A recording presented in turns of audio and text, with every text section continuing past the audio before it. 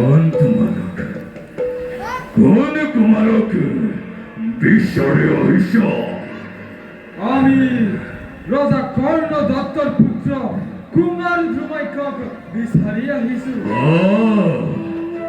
ৰাজা কৰ্ণ দত্ত পুত্ৰ ধ্ৰুমাইক আৰু নাই? নাই তাৰ মৃত্যু ঘটিছে।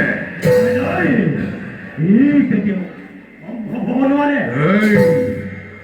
মই যি কৈছো সেয়াই সত্য। অগস্তিৰ ৰাজসভাৰ পৰা অন্ন আনিব যোৱা কুমাৰৰ কেতিয়াও মৃত্যু হ'ব নোৱাৰে। মই কোৱা কথা অৱশ্যে সত্য। ধ্ৰুমাইকৰ মৃত্যু ঘটিছে। কুমাৰৰ বিয়োগৰ বাৰ্তা আমি মহাৰাজক বিয়োগ কেনেকৈ?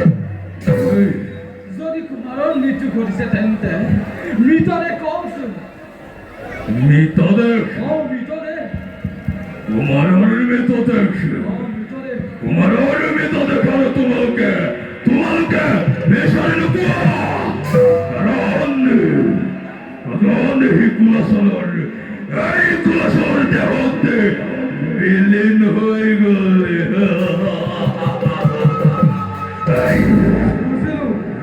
বুজিলো সেনাপতি। লিখিৰ সাৱদ্ধ হৈ কুলাচললৈ পৰিণত হ'ল আমাৰ ধ্ৰুমাক্ষ কুমাৰ। ব'লা ৰাজ্যলৈ উভতি যাওঁ।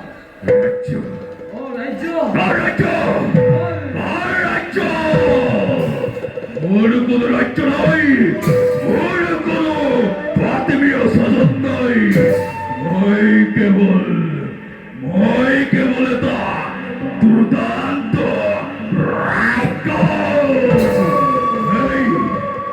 মন্ত্ৰী ডাঙৰীয়া, আপুনি নিজ ৰাজ্যলৈ উভতি যাওক। কোনো কিন্তু নাই।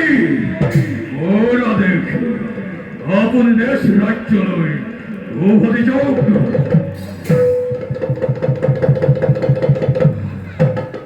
সেনাপতি, মহাৰাজ মোৰ সংগী হ'ব। আৰু এতিয়া সন্তাকে বিশ্ৰাম কৰোঁগৈ। বল সেনাপতি। সেনাপতি, অগস্তি